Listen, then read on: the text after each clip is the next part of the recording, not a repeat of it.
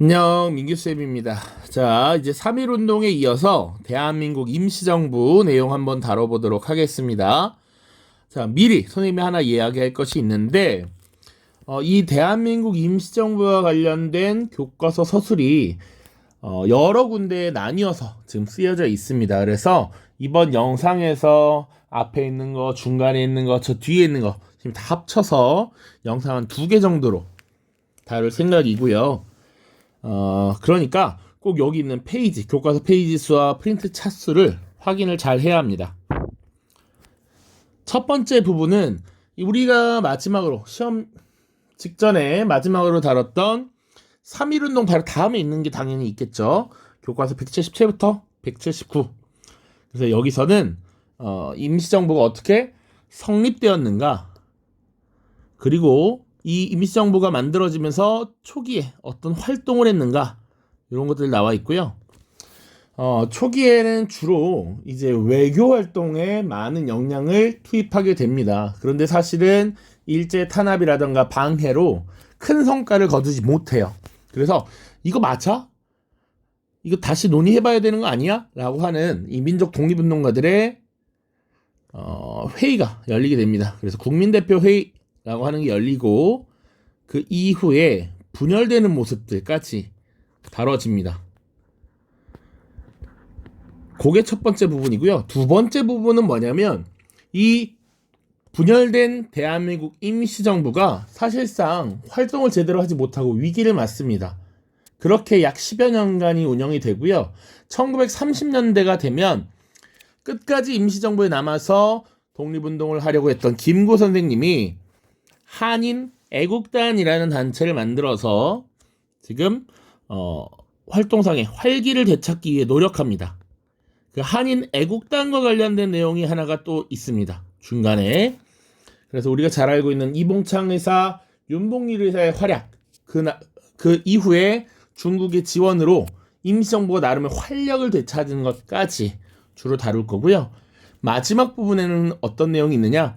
이 한인애국단의 활동 이후에 일본의 강력한 탄압을 받으면서 임시정부가 결국은 상하이의 그 근거지를 떠나게 되고요. 중국 국민당을 따라서 쭉 이동하게 됩니다. 그래서 마지막에 충칭 지역에 정착을 해요. 그래서 충칭 시기의 임시정부, 그리고 임시정부의 공식 부대로서 활약하게 되는 한국 광복군의 활동 등등이 쭉 담겨 있습니다. 지금 간략하게만 이렇게 설명을 했고요. 밑에 연표를 보면서 좀 더 상세하게 다룰 겁니다. 그래서 여러분들 공부할 때 뭐야 이거 교과서에 없는데? 라고 하면 안 된다고.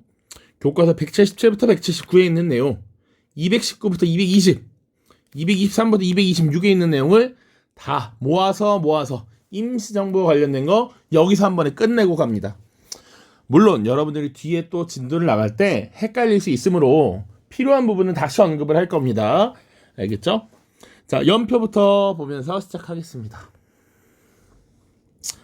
시작은 1919년이고요. 끝은 당연히 우리가 빛을 되찾는, 우리가 일본의 간섭, 일본의 강제 점령으로부터 벗어나게 되는 1945년까지 이렇게 보시면 되겠습니다. 자, 1919년으로 가죠. 시작은 바로 임시정부의 수립입니다. 자, 우리 1919년에 어떤 역사적 사건이 있었나라고 물어본다면 1919년 3월 1일에 있었던 우리 민족의 대규모 독립운동을 당연히 이야기할 수 있어야 합니다. 3.1 운동이었죠. 자, 뭐 남녀노소 할 것 없이, 직업, 신분, 계급에 상관없이 정말 모든 우리 민족이 참여했던 독립운동이었다. 자, 그래서 3.1 운동에 어떤 의미를 가지는지, 그리고 어떤 영향을 주었는지 쭉쭉쭉 정리를 잘 해봤습니다. 자, 3.1 운동의 의의 및 영향 중에 대표적인 것이 여러 가지가 있는데, 하나는 기존의 무단 통치 방식의 일제 통치가 어떻게 바뀌었다? 바로 문화 통치로 전환되었다라고 하는 게 있었고요. 그리고 독립운동을 체계적으로 지휘할 필요성이 대두되었다라는 것이지. 그 얘기 했습니다. 그래서 대한민국 임시정부가 성립되는 배경이 되었다, 이런 얘기 했죠. 자, 그러니까 3.1운동 직후에 한반도와 그 주변의 외국 땅에서 정부 성격의 단체들이 6개나 만들어집니다. 그 6개의 단체가 하나로 통합된 것이 바로 대한민국 임시정부였어요.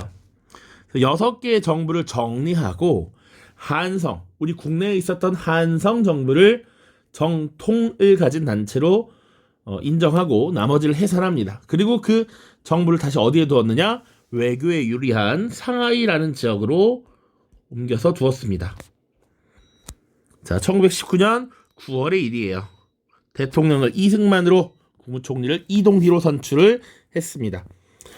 자, 상하이라는 지역에 성립된 임시정부, 다양한 독립운동가들이, 다양한 입장을 가진 다양한 노선의 독립운동가들이 총망라된 집단이었다라고 보실 수 있고요. 그러다 보니까 사실은 내부적으로도 다양한 의견들이 많았습니다만, 우선 이 상하이에 존재했다라는 것 자체는 어느 정도 외교론에 집중을 하는 이런 모습이었다. 자, 그래서 상하이에 위치한 임시정부는 외교론을 중심으로 해서 다양한 독립운동의 방법을 시도합니다. 자, 그래서 활동을 하게 되는데 사실은 크게 성과를 거두지 못하고 위기를 맞게 됩니다. 왜 그랬느냐? 이 임시정부의 존재를 한 일본이 당연히 가만두지 않았을 것이고요. 그리고 당시 임시정부의 대통령으로 뽑혔던 이승만이 국제연맹의 위임통치청원이라고 하는 것을 보내요. 1차 대전 이후에 국제 질서를 관리하기 위한 단체로서 국제연맹이 만들어지는데 이 국제연맹에게 일제를 몰아내고 우리 좀 지배해 주십시오 라고 하는 것을 이승만이 보낸 거야. 그러다 보니까 이 독립운동가들이 이승만의 행동에 불만을 갖게 됩니다. 우리 일본으로부터 독립하기 위해서 이렇게 일하는 것인데 국제연맹에게 우리를 지배해 달라니 이건 독립과 뜻이 멀다 라고 하면서 임시정부 자체에 대한 회의론까지 막 일어나게 되죠. 자, 그래서 우리가 독립을 쟁취할 때 어떻게 할 것인가, 당시 독립운동가들이 다 모여서 국민대표회의라고 하는 것을 개최합니다. 1923년의 일이었고요. 이때 다시 다양한 독립운동의 방법에 대해서 고민하고 토론하는 자리가 만들어지죠. 자, 대표적인 입장으로는 이 임시정부가 과연 효용성이 있는가, 이거 해체하고 새로운 단체를 조직해야 한다 라고 했던 창조파가 있었고요. 아니야, 좀 고쳐서 하면 돼 라고 하는 개조파도 있었고요. 그리고 아니야, 우리가 몇 년 하지도 않았는데 벌써부터 이렇게 싸우고 갈리면 안 돼, 조금만 더 해보자, 이대로 해보자 라고 하는 현상유지도 있었습니다. 자, 기본적으로 창조파나 개조파는 지금의 독립운동 노선에 동의하기 어렵다라는 입장이 많았고요. 그러다 보니 결과적으로는 이 창조파와 개조파가 다수 이탈하는 모습이 나타납니다. 그리고 이 임시정부를 끝까지 지키면서 남았던 것이 바로 누구냐면 여기 대표적인 게 김구 선생님이에요. 자, 물론 임시정부에 남았다고 해서 김구가 옳았다, 뭐 꼭 이런 의미는 아닙니다. 그런 입장은 경계를 해야 한다. 자, 그리고 그 이후에 어떻게 되느냐? 위임통치청원을 보냈던 이승만을 1925년에 탄핵을 하게 되고요. 그리고 박은식이라고 하는 인물을 새로운 대통령으로 선출합니다. 자, 그래서 새롭게 선출된 대통령 박은식이 이 임시정부의 헌법을 고쳐서 대통령이라고 하는 자리가 막강한 권한을 행사하는 것이 아니라 집단 지도 체제로의 개헌을 합니다. 어떤 특정 한 명이 이 정부를 좌지우지하는 게 문제가 있다라고 인식을 한 것이죠. 자, 그래서 그 집단 지도 체제의 대장을 국무령이라고 했습니다. 자, 그 이후에 임시정부는 쭉 이제 운영이 되겠죠. 운영이 될 텐데 사실은 대다수의 독립운동가들이 이탈을 했기 때문에 그 힘이 굉장히 약해지고요. 권위도 많이 약해졌습니다. 자, 이러한 상황에서 임시정부를 이끌던 인물이 누구였느냐? 바로 김구 선생님이었고요. 김구는 이 위기를 타개하기 위해서 새로운 단체를 하나 조직합니다. 그것이 바로 한인애국단이라는 단체였고, 이 한인애국단은 주로 의열투쟁을 벌이는 단체였죠. 여러분들 영화 암살 봤을 겁니다. 보시면 식민통치기관을 파괴한다든지 일본의 주요 인사들, 친일 인사들을 암살하는 것, 이런 것이 의열투쟁이죠. 대표적으로 일제강점기 이전에 우리 개항기 시기에 안중근 의사, 그리고 이완용을 암살하려 시도했던 이재명 의사, 이런 이야기를 했습니다. 자, 그래서 이 한인애국단에서 대표적으로 활약했던 인물들이 이봉창 의사, 윤봉길 의사가 있습니다.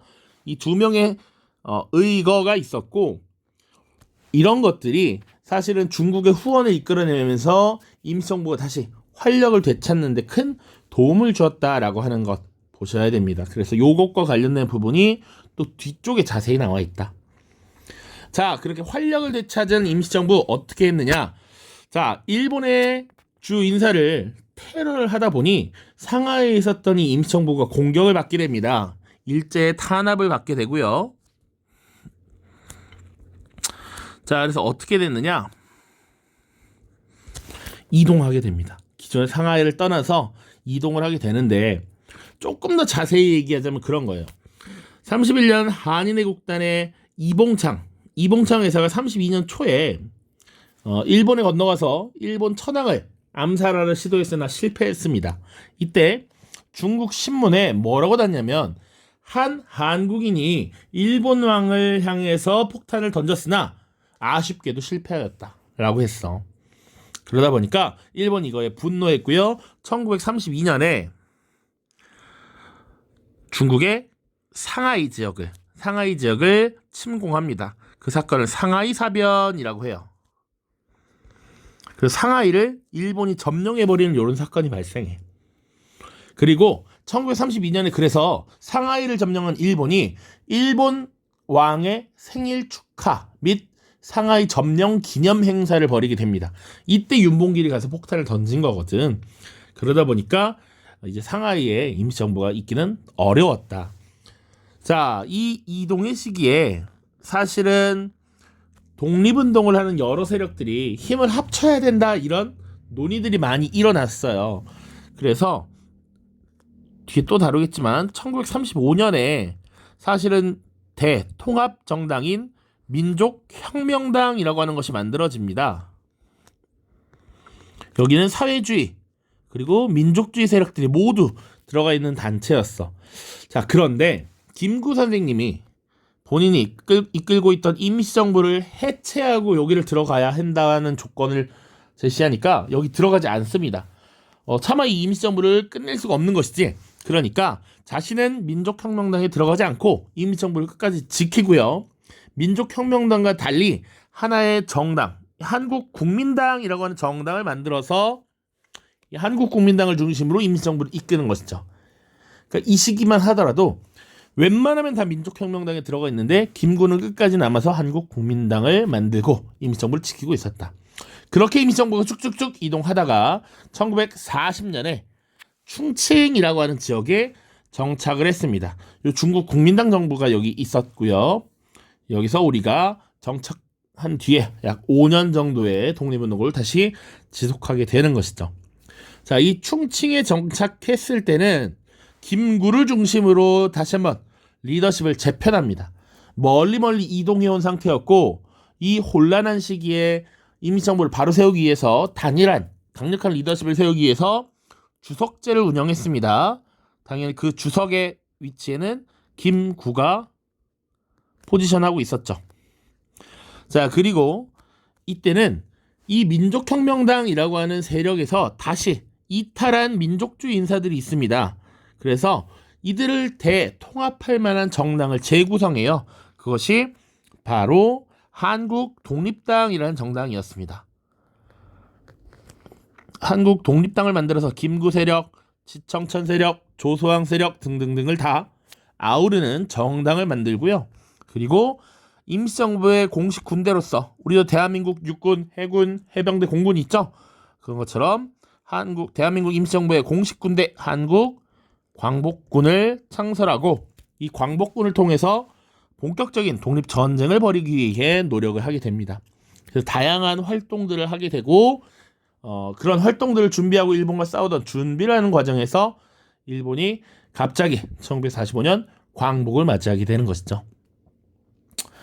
자, 지금 흐름 잡는 데만 15분을 썼는데요. 간단하게 배경과 초기 활동만 딱 보고 끝내겠습니다.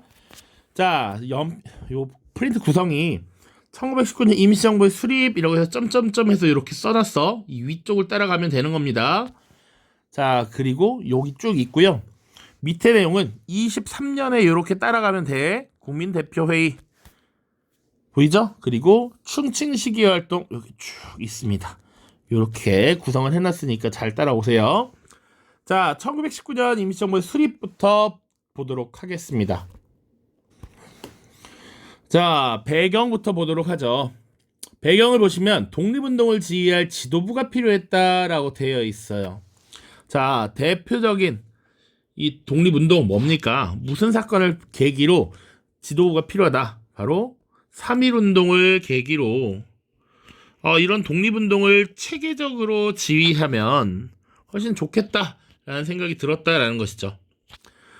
자, 그래서 이 3.1운동 이후에 사실은 여러 지역에서 임시정부의 형태를 띈 것이 6개나 만들어졌다라고 했고, 이것이 나중에 대한민국 임시정부로 통합되었다 이런 얘기가 있습니다.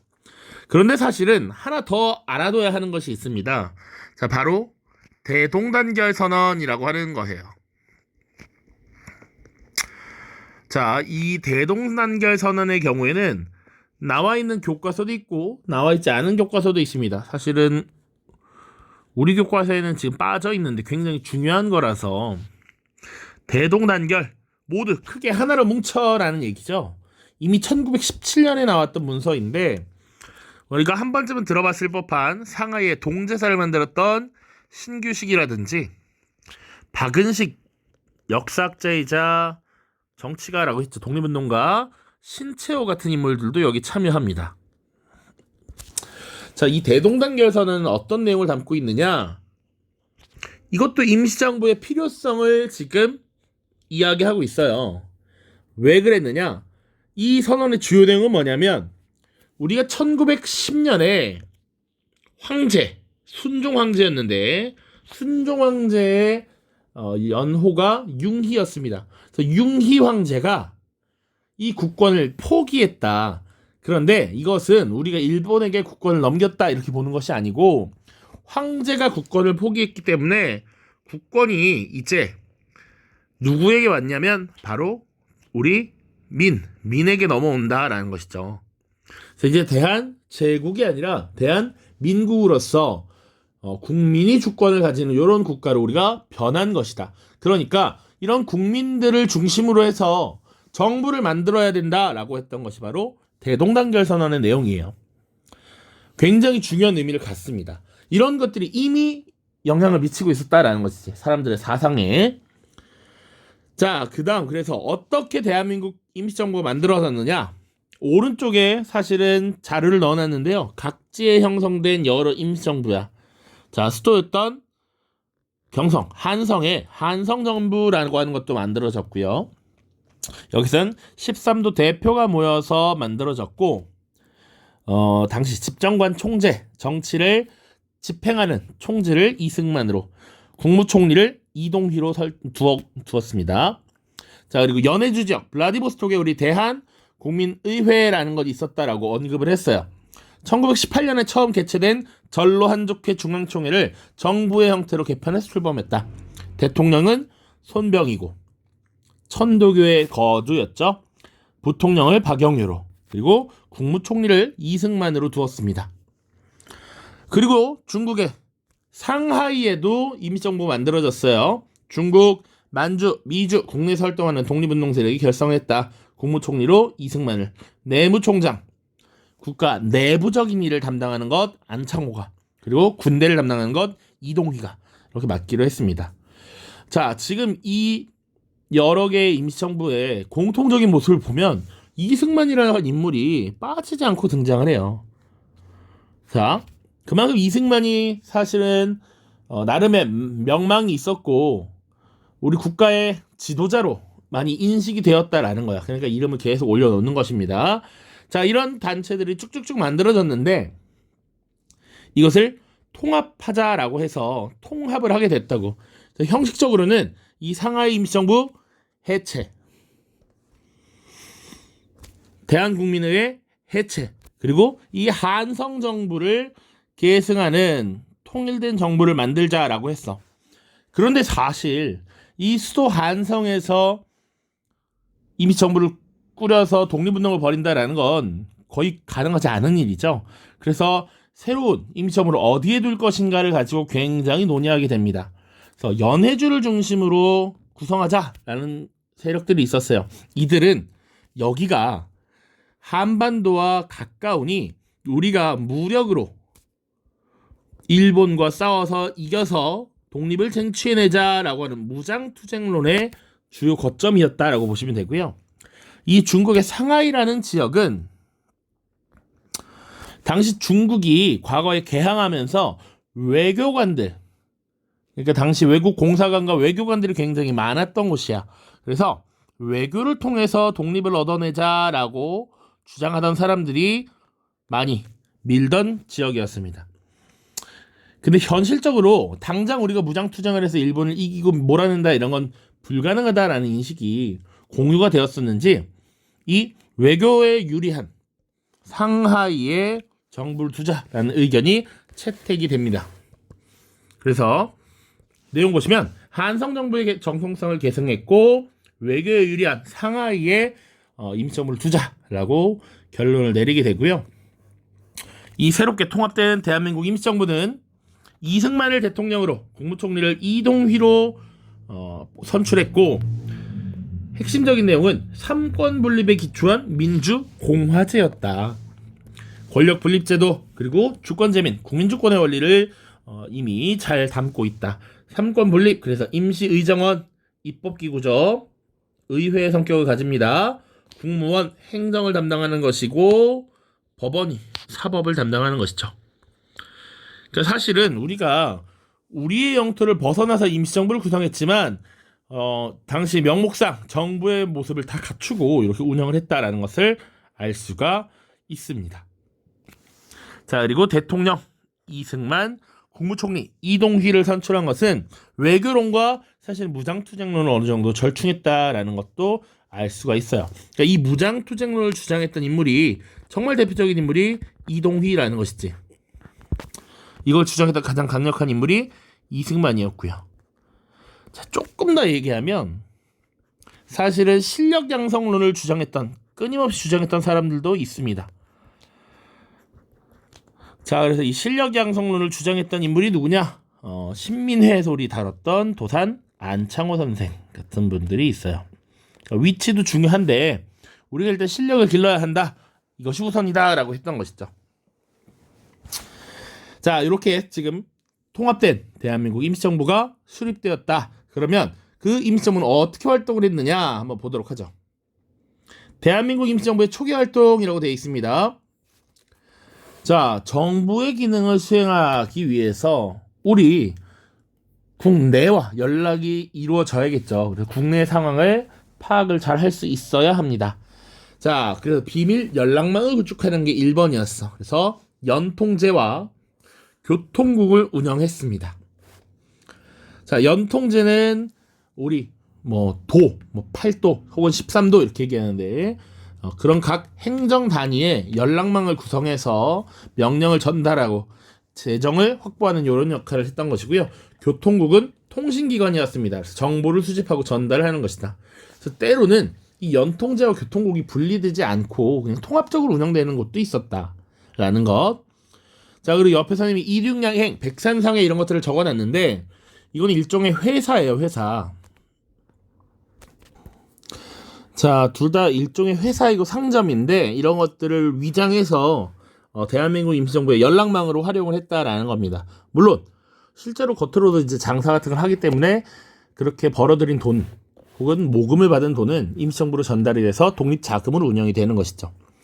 자, 그래서 이런 비밀 연락망, 연통제와 교통국은 정부의 재정을 확보하고 통신기관으로서의 역할을 수행했습니다. 그래서 임시정부의 문서를 전달하거나 비밀 지령을 준다거나 이런 모습들, 그리고 국내에서 일어나는 여러 가지 사건들, 그리고 각종 정보를 수집하고 분석하는 역할을 했다라고 보시면 되겠습니다. 자, 그다음 독립운동 자금은 어떻게 마련했느냐?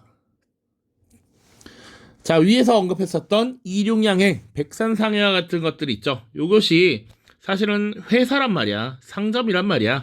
이런 것들을 통해서 군자금 그리고 정보들을 모으는 이런 역할을 수행했고요. 그리고 독립자금을 마련하기 위해서 애국공채 혹은 독립공채라고 하는 것을 발행했습니다. 일종의 채권이 되겠죠, 채권. 자, 그래서 임시정부의 명의로 채권을 발행하고 우리가 국가를 되찾고 독립을 해서 신국가가 건설이 되면 이거 다시 갚아주겠다라고 했던 것이죠. 그래서 실제로 이 독립공채를 가지고 있었던 독립운동을 하던 인물들은 1980년대에 실제로 이 돈을 돌려받습니다. 국가에 의해서. 물론 정말 많은 풍파를 겪었기 때문에 독립공채를 가지고 있는 사람 자체가 많지 않았습니다. 계속. 그래서 한 50여 명 정도가 국가의 보상을 받게 되었다. 그리고 각종 성금을 모금하는 것이죠. 의연금을 모집해서 기부를 받는 이런 형태도 나타났다. 자, 그리고 세 번째, 외교가 가장 많은 비중을 차지하고 있는데 임시정부의 위치가 더욱더 그러했다라는 걸 잘 알고 있을 겁니다.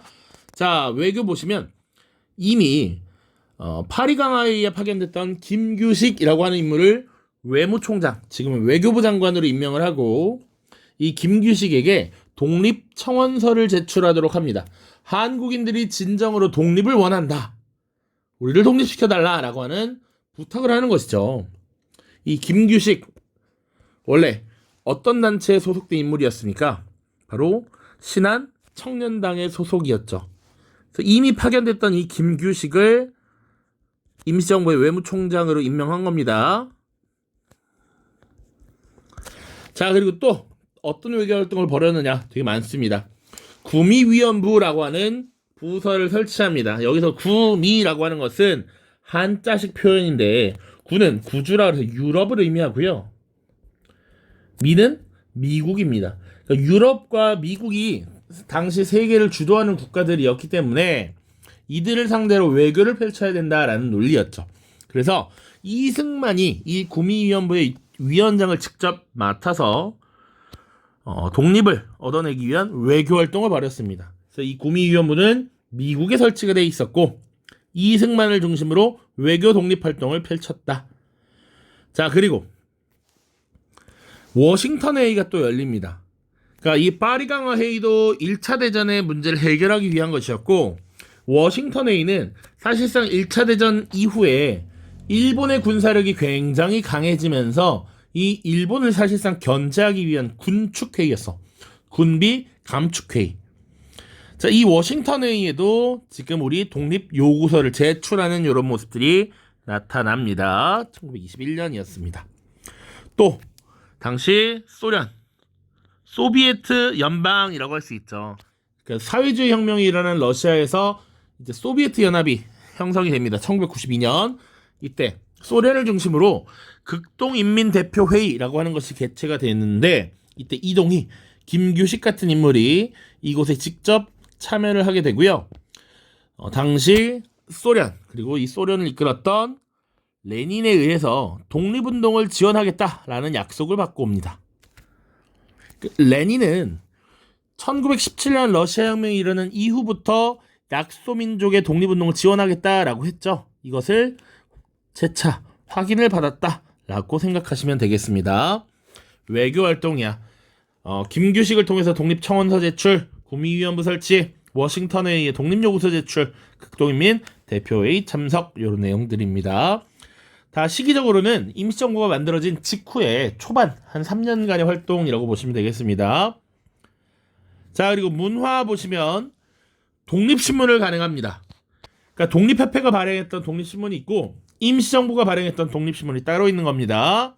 자, 그리고 사료편찬소라고 하는 것을 설치해서 한일관계 사료집이라는 것을 편찬해요. 한국과 일본의 관계가 어떻게 이렇게 되어 왔는지, 일본이 어떻게 우리의 국권을 피탈해 갔는지를 정리를 하겠다라는 것이죠. 한일 관계 사료집을 발간했다까지. 자, 그리고 군사적인 면모에서 어떤 것들이 있었느냐? 지금 우리나라에 국방부가 있듯이 군무부라고 하는 것을 설치했습니다.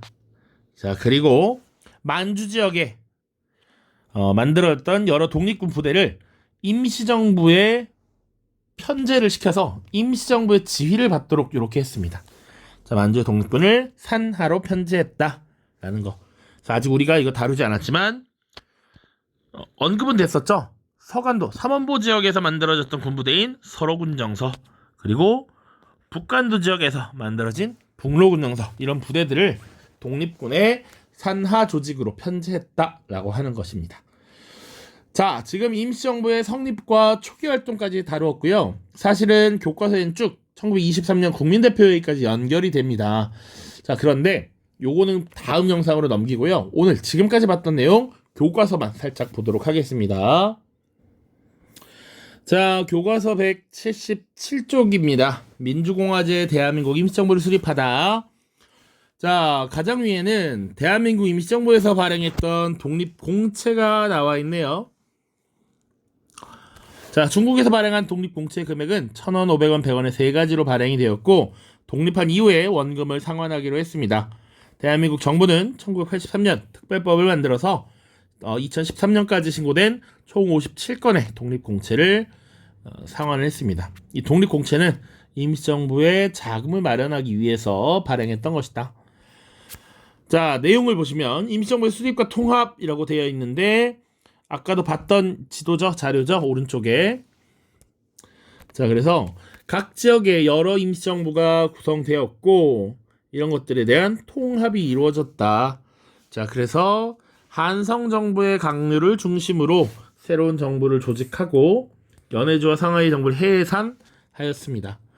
그리고 나서 통합된 임시정부를 어디에 둘 것이냐, 무장독립투쟁을 지도하는 데 유리한 연해주에 둘 것이냐, 외교활동에 유리한 상하이에 둘 것이냐를 가지고 대립하기도 했으나 결국 상하이에 만들어졌다. 상하이에서 이승만을 임시대통령으로, 이동일을 국무총리로 하는 임시정부가 수립되었다. 지금 요 구성 자체도 외교론과 무장투쟁론을 어느 정도 절충한 것입니다. 사람들도 적절히 안배를 한 것이죠. 자, 임시정부에는 민족주의 계열뿐만 아니라 한인사회당 등의 사회주의 계열도 일부 참여했다. 그러니까 이제 민족주의, 사회주의 이런 것들이 나오는데, 사실 민족주의라고 하는 개념이 되게 폭넓은 개념입니다.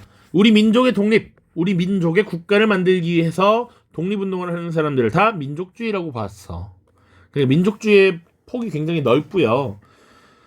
그리고 한인사회당과 같은 사회주의는 지금 이 사유재산 제도를 기초로 하는 자본주의 경제체제의 문제점을 지적하고 요것을 타도하려는 세력이었죠. 그러니까 사회주의는 좀 더 명확합니다. 분명한데 사회주의를 제외한 나머지 독립운동 세력은 다 민족주의라고 봐도 사실 크게 무방하다. 알겠죠? 자, 그리고 서로 다른 이념과 노선의 독립운동 세력이 함께 참여했습니다. 그리고 최초로 민주공화제를 채택했고, 삼권 분립의 원칙에 따라서 임시의정원, 공무원, 법원을 구성하였죠. 자, 그 임시정부의 수립과 관련해서 임시정부의 헌법 보겠습니다. 자, 위에 있는 자료는 사실은 1919년 4월 상하이 임시정부, 통합 이전의 임시정부에서 만들어진 임시헌장이고요. 대한민국 민주공화제로 한다 이전부터 이 군주정이나 입헌군주정 같은 것이 아닌 민주공화제를 채택하려 했다라는 것을 알 수 있습니다. 자, 그리고 밑에 보시면 대한민국 임시헌법이 있습니다. 통합된 임시정부의 헌법이야. 대한민국이라는 표현도 당연히 봐야 되고, 인민으로 조직한다. 주권은 누구에게 있다? 인민, 국민 전체에 있다. 입법권은 의정원, 행정권은 공무원, 사법권은 법원이 행사한다. 이거 권력의 분립을 나타내고 있죠. 삼권 분립 제도를 채택하고 있습니다. 자, 임시의정원은 대한민국 임시헌법에 기초가 된 임시헌장을 선포했고, 임시정부의 수립은 황제의 나라인 대한제국에서 국민의 나라인 대한민국으로의 변화를 의미하는 것입니다. 이것이 언제 만들어졌다? 1919년 9월에 통합임시정부 만들어졌다. 선생님 수업 때 얘기했던 것. 자, 대동단결선언이라고 하는 것이 있었다. 이게 사실은 좀 더 먼저 등장했다. 유력한 독립운동가들이 모여서 채택한 문서로서 1917년에 국민의 국가인 대한민국을 만들고 정부를 구성해야 된다라고 했던 것이죠. 자, 임시정부 활동입니다. 활동. 연통제와 교통국을 조직했다. 나머지 쭉 읽어보시고요. 독립공채를 발행했다. 독립신문을 발행했다. 이런 내용들. 그리고 국제사회로부터 임시정부를 승인받고 독립에 대한 지원을 이끌어내기 위해서 외교활동에 주력을 했습니다. 그래서 김규식을 통해서 독립청원서를 제출하기도 했고요. 미국의 구미위원부를 설치했습니다. 위원장 이승만이 직접 맡았다. 그리고 21년 워싱턴 회의에 독립요구서를 제출하기도 했으나 받아들여지진 않았고요. 1922년 이동희, 김규식 등이 모스크바에서 열린 극동인민대표회의에 참석해서 소련 레닌으로부터 독립운동 지원 약속을 받았죠. 그리고 정부 조직으로 군무부를 설치해서 만주 지역의 독립운동 단체를 군무부 산하로 편제했습니다. 됐죠? 자, 왼쪽에 독립신문 나와 있습니다. 이거 독립협회가 발행한 것과 구분을 해야 한다. 임시정부에서 발행한 기관지로서 기관의 신문이다라는 거야. 한때 한문판까지 만들어서 국내외 소식과 독립운동 관련 내용을 실었던 것이죠. 자, 그러나 이런 활동들이 사실은 크게 성과를 거두지 못했고 이제 임시정부 내부에서 노선에 대한 견해 차이가 드러나기 시작합니다. 그래서 요 관련 내용은 다음 영상에서 다루도록 하겠습니다. 고생 많았습니다. 안녕.